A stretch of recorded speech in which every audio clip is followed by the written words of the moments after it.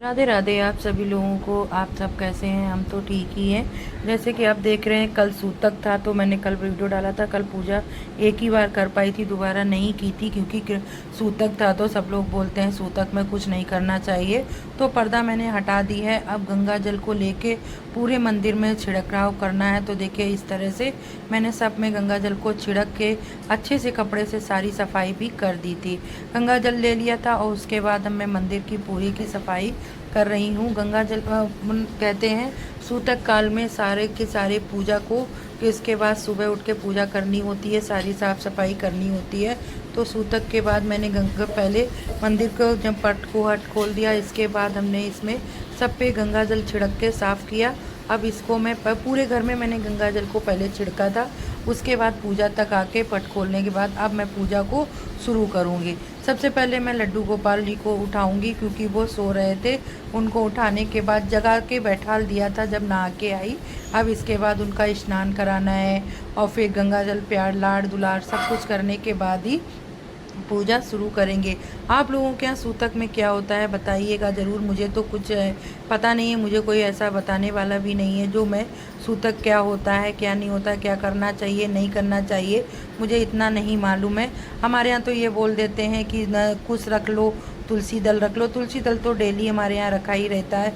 तो पहले सबसे पहले मैंने उनका जो पानी का कलश है, उन कान्हा जी का पूरी पूजा में एक कलश मैं हमेशा भर के रखती हूँ, तो वो भर के रखा हुआ था, वो रख दिया है। अब कान्हा जी की सेवा का काम होगा क्योंकि उनको आज लेट हो जाता है। सब सूतक में धुलाई पुताई सबकी, पोछा वगैरह लगाना, धुलाई करना, सब कुछ करने के बाद में सब अब पूजा का टाइम हुआ है। आप लोग कैसे करते हैं, सूतक के बाद क्या करते हैं, ये भी कमेंट करके बता दीजिएगा क्योंकि मेरे को कोई बताने वाला नहीं है। तो आप अगर बता देंगे तो मैं भी वैसा ही करने की कोशिश करूँगी। अब थोड़ा सा लाड़ दुलार कर लेती हूँ अपने बाबू को, एनी लाडले कान्हा जी को। तो उनको कान्हा को मैंने थोड़ा लाड़ करने के बाद तो वो तो मैं जाप करती ही रहती हूँ। आपको लग रहा हो कि मैंने आवाज़ क्यों बंद की है, क्योंकि बाहर गाने वगैरह चल रहे हैं तो मैंने आवाज़ बंद कर दी है क्योंकि फिर कॉपीराइट आ जाता है।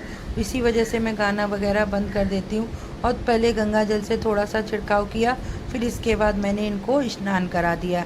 स्नान कराते हुए दिखाना नहीं चाहिए तो वो नहीं दिखाया है। फिर मैं इनसे बातें कर रही थी, बातें करते करते पूजा हो रही है। मेरी आदत है मैं अपने कान्हा से बात करती हूँ, जब कोई बात ना करे मेरे को होता है तो मैं अपने इनसे ही बात करती रहती हूँ। तो इन्हीं से बात करते करते मैं अपनी पूजा भी करती रहती हूँ। और फिर शंकर जी हैं, कंकड़ी शंकर जी हैं जो हमें शिल्पी भाभी ने दिए हैं, तो वो भी मेरे पास हैं, वो उनकी भी पूजा करती हूँ। कंकड़ी महादेव बोलते हैं शायद उनको, मुझे ध्यान नहीं रहता है, बस शंकर जी हैं इतना पता है। इधर मैं पूजा की थाली तैयार करने लग गई थी क्योंकि कल शाम को नहीं की थी तो मुझे आरती का भी डबल करना होता है। तो मैंने थोड़ी सी स्पीड बढ़ा दी है। स्पीड इसलिए बढ़ा दी, पता है 1.5 घंटे का हो, आधा घंटा 1.5 घंटे का वीडियो हो जाता है, फिर उसको लोड करना यानी कि पूरे दिन का वीडियो जाएगा और कहीं पे कोई भी वीडियो नहीं डाल पाती हूँ। तो इसीलिए तो मैंने ये देखिए इधर मैंने पूरी पूजा की तैयारियों में लगी हुई हूँ।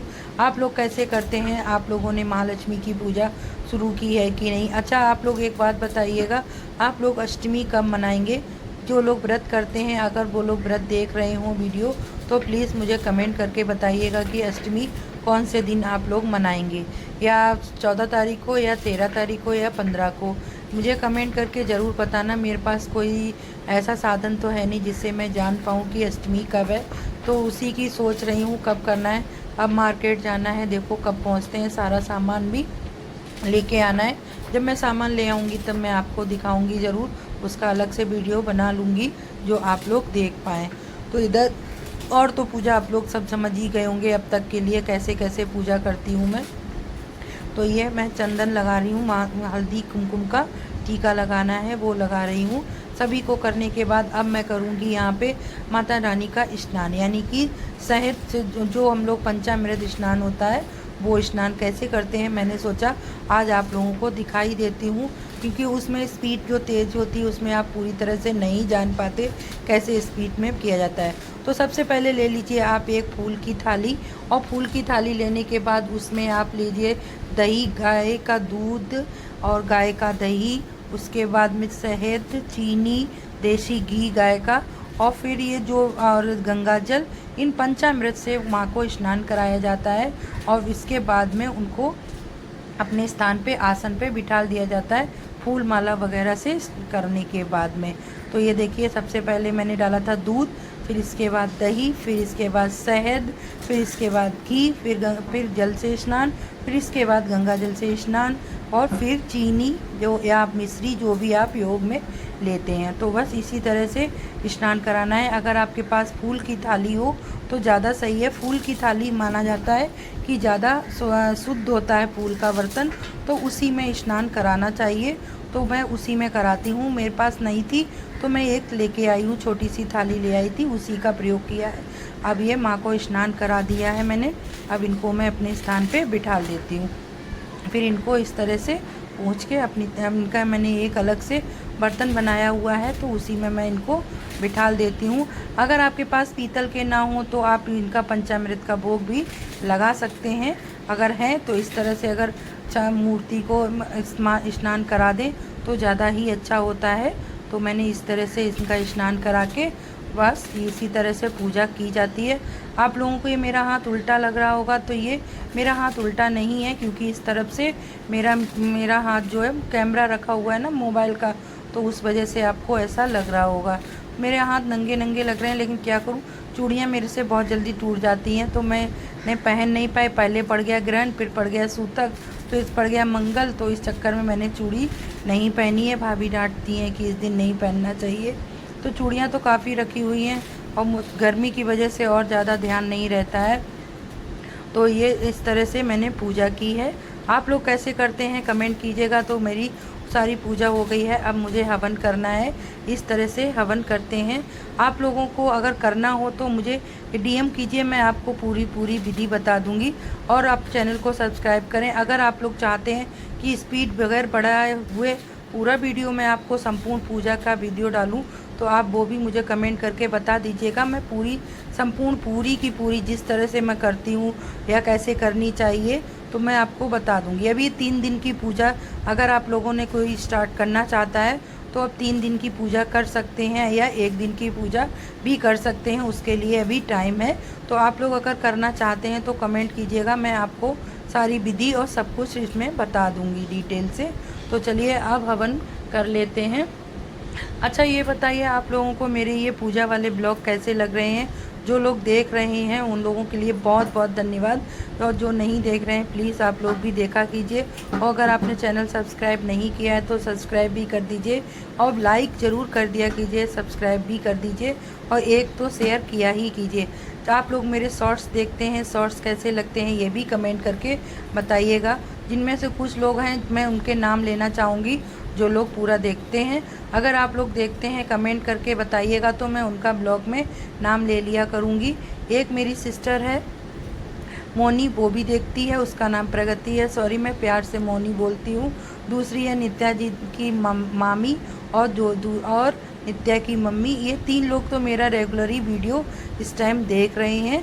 और एक है अनुज यानी रजनी दीदी, वो भी मेरे वीडियो को डेली देखती हैं। तो आप लोगों का बहुत बहुत धन्यवाद। और जो लोग नहीं देखते हैं प्लीज़ आप लोग देख लिया कीजिए, तो मैं आप लोगों का नाम इसमें वीडियो में ज़रूर लिया करूँगी। आप लोगों का बहुत दिल से धन्यवाद करती हूँ जो आप लोग मेरे वीडियो को देखते हैं लगातार और वेट करते हैं। आप लोगों ने सब्सक्राइब कर रखा है तो बेल आइकन ज़रूर दबा के दिया कीजिए, दबा देना। सब्सक्राइब करने के बाद ही बेल आइकन दबाया जाता है। और रोज़ आप लोगों से एक बात कहना चाहूँगी कि वीडियो बार बार सब्सक्राइब चैनल को नहीं किया जाता है, सिर्फ एक बार ही सब्सक्राइब कर देते हैं। और बेल आइकन को खाली एक बार दबा दीजिएगा, तो बेल आइकन दब जाएगा तो जो मेरा नया वीडियो आपके पास पहुँचेगा तुरंत आपके पास पहुँच जाया करेगा। बस यही कहना था आप लोगों से। अब इधर मैं हवन करूंगी, हवन के बाद कथा करूंगी, और कथा करने के बाद मैं आरती करूंगी। ये तो आप लोगों को रेगुलर ही मालूम है, तो इसीलिए मैं ये जो आहुति होती हैं वो 16 आहुति होती हैं। तो ये 16 आहुतियों की ही पूजा होती है, 16 ही। मतलब इस पूजा का मेन मकसद जो भी पूजा है इसमें जो भी करना है वो 16 बार ही किया जाता है। और इसमें आप लोग अगर ये जानना चाहें 16 घाटों की क्या कहानी है, 16 घाट इसको क्यों कहते हैं, तो आप मुझे कमेंट कीजिएगा, मैं आपको बताऊंगी कि 16 घाट क्या होती हैं और 16 घाट किस लिए लगाई जाती हैं। तो आप लोग इस चीज़ के लिए मुझे कमेंट करना। इस व्लॉग में तो नहीं बताऊंगी, नेक्स्ट व्लॉग में बताऊंगी। जो अभी आप देखिएगा, लास्ट तक बने रहिएगा। मैं आपको इसमें हर वीडियो में आपने देखा होगा कि मैं हर बार एक गांठ लगाती हूँ, तो वो उस चीज़ का बहुत मायने होता है और वो बहुत ज़रूरी होता है। तो देखिए इधर मेरा हवन सब कंप्लीट हो गया है। जैसे हम लोग नवरात्रि में हवन करते हैं उसी तरह से, जिसको अग्यारी बोलते हैं, वो इसमें भी की जाती है। तो इधर देखिए मेरी अग्यारी कंप्लीट हो गई है, तो इसे कर लिया है। अब इसमें भी देखिए 16 बार आपने देखा होगा। अब मैं कथा पढ़ूंगी। अगर ये जैसे कथा का रोज़ एक ही बार पढ़ी जाती है, ये ध्यान रखिएगा। कथा को डेली 16 बार नहीं, रोज़ पढ़ेंगे तो 16 दिन तक ये 16 बार अपने आप हो जाती है। कथा पढ़ना डेली ज़रूरी है। और कथा करने के बाद में हमें इसमें जो गांठ लगाते हैं, 16 गांठों का भी बहुत बड़ा महत्व है। इस पूजा में 16 गांठों का ही पूरी खेल है और 16 गांठें ही ज़रूरी हैं, इसीलिए इसको 16 गांठ की पूजा भी बोलते हैं। तो चलिए कथा पूरी पढ़ लेते हैं, फिर आपसे मिलते हैं कथा करने के बाद में। पहले कथा कर लेते हैं, इसीलिए फिर मैंने कैमरा ऑफ कर दिया था। अब यहाँ पे मेरी कथा कंप्लीट हो गई है। अब मैं करूँगी आरती। आरती के बाद में पहले करूँगी गांठ बांधूंगी। तो चलिए पहले मैं यहाँ पे इसको कुंड को अलग रख देती हूँ और यहाँ पे पहले मैं सबसे पहले करूँगी अपनी गांठों की पूजा। पहले देखिए ये जो धागा है, इस धागे की पूजा होती है। ये होता है 16 गांठों का, ये 16 गांठों की पूजा होती है। तो इसी पूजा को किया जाता है। ये देखिए इस तरह से इसमें एक गांठ हर बार लगानी होती है, डेली की डेली। तो इसकी गांठ की जो पूजा होती है, इस तरह से हमें पूजा करना होता है। अगर आप जानना चाहें इसकी संपूर्ण पूजा क्या है तो कमेंट कर दीजिएगा, मैं आपको बता दूंगी। आप लोग लास्ट तक ब्लॉग में बने रहे, इसके लिए बहुत बहुत धन्यवाद। और लास्ट में वीडियो में तक बने रहा कीजिए। आपको हर चीज़ हर दिन मैं नया कुछ ना कुछ बताती हूँ। अगर आप लोगों को कुछ और नया जानना है, ये जानना है कि ये 16 गांठ किस तरह से लगाई जाती हैं, क्या करना चाहिए और इसका क्या महत्व है, तो मैं ये आपको नेक्स्ट ब्लॉग में ज़रूर बताऊंगी। लेकिन पहले आप लोग कमेंट करके बताइएगा कि आपको जानना है या नहीं, तभी मैं बताऊंगी, नहीं तो नहीं बताऊंगी। जैसे मेरा रेगुलरी वीडियो आ रहे हो उसी तरह से आपको पूरा वीडियो मिलता रहेगा। तो देखिए ये देखिए अब मैं लगा रही हूँ यहाँ पे गांठ। तो ये देखिए गांठ लग गई। यहाँ पे इस तरह से पूरी गांठ लगा ली है। अब ये हमारी पूजा कंप्लीट हुई, यानी आज की हमारी ये पूजा कंप्लीट हो गई है। अब हम 10वें दिन आप इसमें दोबारा से 10वीं गांठी को लगाएंगे। तो ये देखिए 9 दिन की हमारी पूजा कंप्लीट और 9 गांठियाँ हमारी कंप्लीट हो गई हैं। तो अब इसको हम इसमें फूलों पे ऊपर रख देंगे। बोले महालक्ष्मी नमस्तुभ्यम, महालक्ष्मी नमस्तुभ्यम, इस मंत्र का हमें जाप करना होता है। तो ये देखिए ये पूजा की आदि हो गई है। अब हमें आरती करनी है, हम अपनी आरती कर लेंगे और आरती के बाद ये पूजा हमारी कंप्लीट हो जाती है। फिर शाम को हमें सिर्फ आरती करना होता है। कल सूतक थे तो सूतक की वजह से पूजा करने में टाइम लगा, पूरी पूजा को दोबारा से विकसित। और ये इत्र, महालक्ष्मी जी को इत्र बहुत पसंद है, तो इत्र तो बहुत ज़रूरी होता है उनको लगाना। तो ये देखिए इधर इत्र लगा रहे हैं, जरूर लगा रही हूँ। तो ये इत्र लगाने के बाद हो गया था आरती। अब हम करेंगे आरती। तो मैंने अखंड जोत नहीं जलाई है। आप सोचते होंगे 2 जोत क्यों जल रही है। मैं अखंड जोत नहीं जलाई है, इसमें सिर्फ मैं एक जोत जलाती हूँ, जो जितनी देर जल जाए उसके बाद ये हमारी आरती। तो चलिए आरती कर लेते हैं। आप लोग भी आरती में शामिल हो जाइए। पहले सबसे पहले मैंने इधर देखिए 16 बार आरती को घुमा दिया है। इसके बाद हम करेंगे आरती। हर चीज़ का इसमें 16 बार का ही करना होता है, बस इस बात का आपको ध्यान रखना है। तो ब्लॉग में लास्ट तक बने रहने के लिए आप लोगों का बहुत बहुत धन्यवाद। और आगे की पूजा आप लोग एंजॉय कीजिए, आरती ले लीजिएगा। एक बहुत ज़रूरी बात है, आप उसको ज़रूर सुनिए। न जाने कितने मोरों की हत्या हुई होगी, न जाने कितना दर्द उन मोरों ने बर्दाश्त किया होगा जब ये मोर मार्केट में आए हैं।